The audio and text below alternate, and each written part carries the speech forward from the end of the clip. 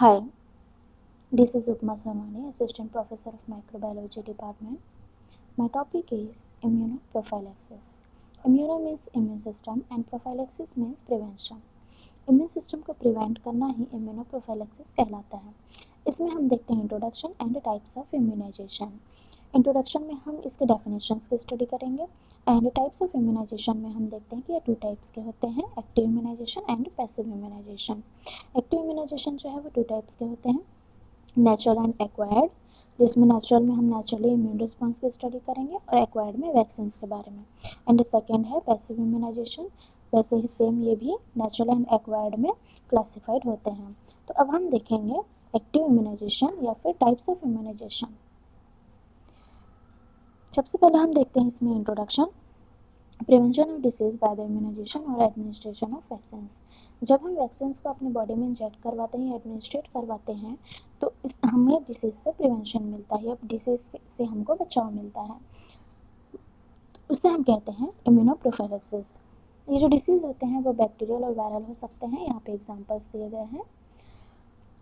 2 forms of immunisation होते हैं, जिसे हम टाइम ऑफ इम्यूनाइजेशन बोल सकते हैं कि हम किस समय पर इसे देते हैं। इसमें पहला है आपका रूटीन इम्यूनाइजेशन। रूटीन इम्यूनाइजेशन में हम देखते हैं ब्रैकेट में लिखा है रेगुलर वे। इसका मतलब ये है कि इसे टाइम टू टाइम दिया जाता है या फिर मंथ टू मंथ इसे प्रोवाइड किया जाता है। फॉर एग्जांपल पोलियो ड्रॉप, जैसे कि बच्चों को मंथ टू मंथ पिलाया जाता है। एंड सेकेंड है इसमें इंडिविजुअल इम्यूनाइजेशन। इंडिविजुअल इम्यूनाइजेशन जो है उसमें हमने ब्रैकेट में देख रहे हैं हम क्या लिखा है, sudden outbreak of certain disease. जो यह इम्यूनाइजेशन जो होता है यह तब होता है जैसे कि हम बचपन में या फिर बोल सकते हैं कि ये इन्फेंट स्टेज में हो सकता है या चाइल्ड स्टेज में हो सकता है या एडल्ट्री स्टेज में हो सकता है। कोई भी स्टेज में हमको अचानक से जब इसकी ज़रूरत होती है तो यह हमें दिया जाता है।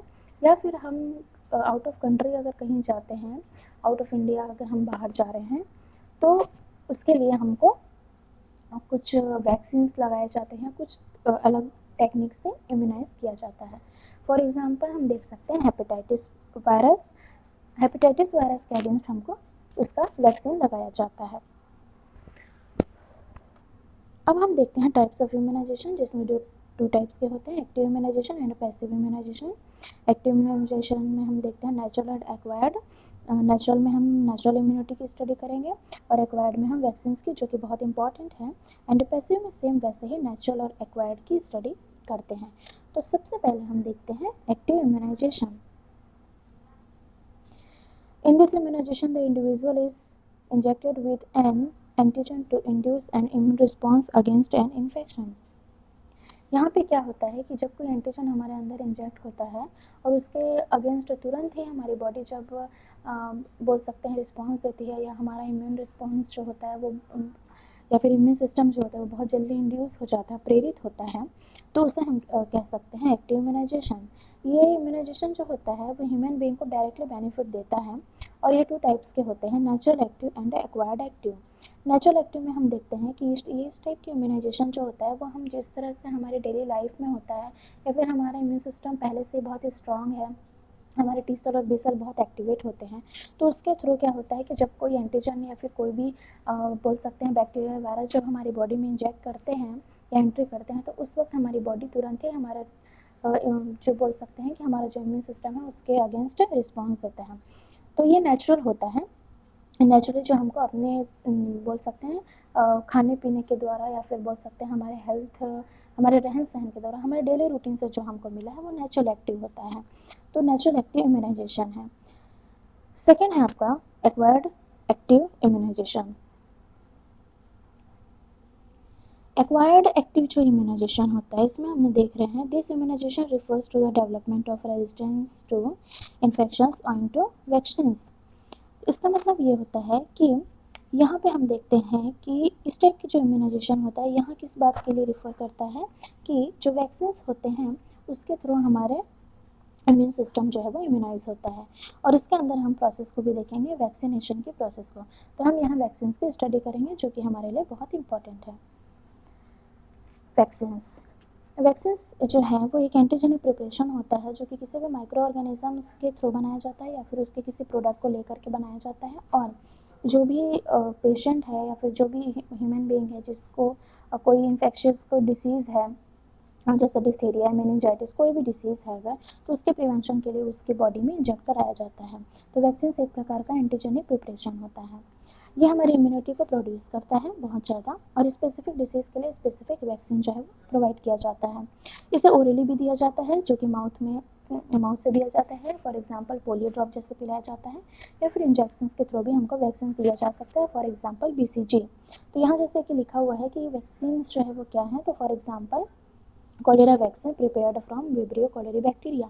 कोलेरा वैक्सीन जो होता है, नाम भी कोलेरा वैक्सीन है, और इसे किससे बनाया जा रहा है, तो विब्रियो कोलेरी बैक्टीरिया से बनाया जाता है।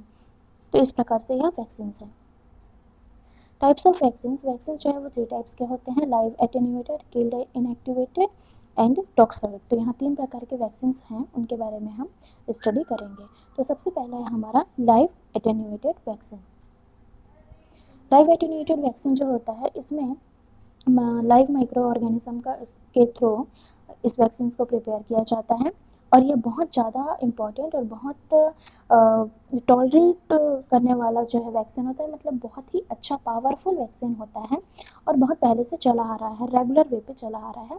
तो इस टाइप का ये वैक्सीन होता है, और कंपेयर अगर हम करें इससे किल्ड वैक्सीन से, तो उसके कंपेयर में ये बहुत अच्छा वैक्सीन होता है। इसमें एग्जाम्पल दिया है ओरल पोलियो, मेजल्स दिया है, मम्स दिया है, BCG वैक्सीन जो है वो एग्जाम्पल्स के तौर पे यहाँ पे दिया हुआ है। तो इस प्रकार से है। और जैसे कि हम देख सकते हैं लाइव एटेन्यूएटेड, तो एटेन्यूएशन का मतलब सबसे पहले हम ये जानेंगे कि जिसके एंटीजेनिक प्रॉपर्टी को क्या किया जाता है, किल कर दिया जाता है, लेकिन उसकी इम्यूनिटी बढ़ाने की जो कैरेक्टर होता है, जो प्रॉपर्टी होती है, उसको लॉस करने नहीं देते हैं। तो ऐसे जो मटेरियल होते हैं उस, या फिर बोल सकते हैं कि इस प्रोसेस को हम क्या बोलते हैं, एटेन्यूएशन बोल सकते हैं। तो मैं फिर से एक बार कहती हूँ कि एटेन्यूएशन मीन्स होता है कि उस मटेरियल की या उस एंटीजन का क्या करते हैं हम, जो भी एंटीजेनिक प्रॉपर्टी है, जो हार्म करने वाली जो प्रॉपर्टी है, उसको हम हटा देते हैं, और उसके अंदर जो इम्यून रिस्पॉन्स को बढ़ाने वाली या इंड्यूस करने वाली जो प्रॉपर्टी है उसको हम रहने देते हैं। तो उससे जब हम उस टाइप के माइक्रो ऑर्गेनिज्म से जब हम वैक्सीन बनाते हैं, उसे हम लाइव एटेन्यूएटेड वैक्सीन कहते हैं। सेकेंड है आपका किल्ड इनएक्टिवेटेड वैक्सीन, जिसे हम किल्ड माइक्रो ऑर्गेनिज्म से प्रिपेयर करते हैं। Pathogens are inactivated by heat और एंटीसेप्टिक्स या फिर केमिकल्स। या जो इससे जो पैथोजेंस होते हैं, हम बोल सकते हैं कि इसको इनएक्टिवेट कर सकते हैं हीट के द्वारा, या फिर एंटीसेप्टिक्स या फिर केमिकल से, जिससे हम वैक्सीन को बना रहे हैं। तो इसलिए इसे हम किल्ड इनएक्टिवेटेड वैक्सीन कहते हैं। यह स्टेबल होता है, सेफ होता है, और बहुत कम इम्यूनोजेनिक होता है, क्योंकि इससे अच्छा हमारा लाइव एटेन्यूएटेड है। एग्जाम्पल्स दिए हुए हैं। टॉक्सॉइड्स है, toxoids are prepared from bacterial toxins. ये सिर्फ और सिर्फ बैक्टीरिया के टॉक्सिन्स के थ्रू जो है, जो पॉइजन होता है, उसका जो जहर होता है, जो कि प्रोटीन या लिपिड के फॉर्म में होता है, उसके द्वारा ही हम प्रिपेयर करते हैं, और यह भी इनमें इनएक्टिवेटेड होता है फॉर्मेलिन या फिर फॉर्मल्डिहाइड के थ्रू। इसे हम मिक्सड कर सकते हैं किसी अदर वैक्सीन के थ्रू, जिससे हमारा एंटीजेनिसिटी उसकी जो एंटीजेनिसिटी है वो बढ़ जाती है। एग्जाम्पल है इसमें डीपीटी एक मल्टी वैक्सीन है, या फिर ट्रिपल वैक्सीन बोल सकते हैं, डिप्थीरिया, पर्ट्यूसिस और टिटेनस। अदर इम्पॉर्टेंट वैक्सीन है जैसे कि एंटीवायरल वैक्सीन, एंटीबैक्टीरियल वैक्सीन और रिकॉम्बिनेंट वैक्सीन।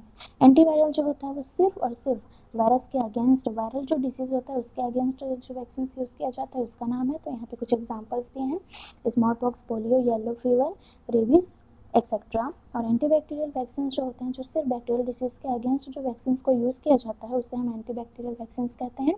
यहाँ एग्जाम्पल्स जो है वो दिए हैं। एंड रिकॉम्बिनेंट वैक्सीन जो होते हैं वो रिकॉम्बिनेंट टेक्नोलॉजी के थ्रू प्रिपेयर किया जाता है। जैसे कि हम एक वैक्सीन को किसी दूसरे वैक्सीन के साथ जब हम मिलाते हैं, तो वो एक न्यू टाइप का वैक्सीन बन जाता है, जिसे हम कह सकते हैं रिकॉम्बिनेंट वैक्सीन। तो यहाँ रिकॉम्बिनेंट टेक्नोलॉजी का यूज़ किया जाता है। तो एग्जाम्पल यहाँ पे दिया हुआ है hepatitis B and pertussis vaccine. ये दोनों को मिला करके एक नया वैक्सीन बनाया जाता है, जिसे हम कहते हैं रिकॉम्बिनेंट वैक्सीन। नेक्स्ट हम देखते हैं passive immunisation. Passive immunization is the term used when antibodies or sensitized lymphocytes formed in one individual is given to another individual who is at risk of infection. Passive immunisation जो होता है ये बहुत हमको तुरंत ही, हमको सडनली तो ये बोल सकते हैं हमारे इम्यून सिस्टम को इंड्यूस नहीं करता है, लेकिन हाँ ये थोड़े समय तक हमारे अंदर रहता है। तो यहाँ लिखा हुआ है कि इसके एग्जांपल्स के रूप में जैसे दिया है कि एंटीबॉडीज या फिर हम बोल सकते हैं सेंसिटाइज्ड लिम्फोसाइट्स जो है वो फॉर्म होता है। There are two types, natural passive and acquired passive. Natural passive में हम देखते हैं this immunity transfer from the mother to the child. तो यहाँ पे हम बोल सकते हैं कि मदर टू चाइल्ड जो है जो बचपन से ही बच्चे को मिला होता है, या फिर बोल सकते हैं कि हम प्रेगनेंसी के दौरान ड्यूरिंग प्रेगनेंसी प्लेजेंटा के थ्रू मदर टू फिटस जो है बच्चों मतलब फिटस में जो बेबी है उसको जितने भी फूड है सारी चीज़ें जो हैं वो ट्रांसफ़र हो रहा है, तो उसी के साथ साथ उसको इम्यूनिटी भी प्रोवाइड होती है।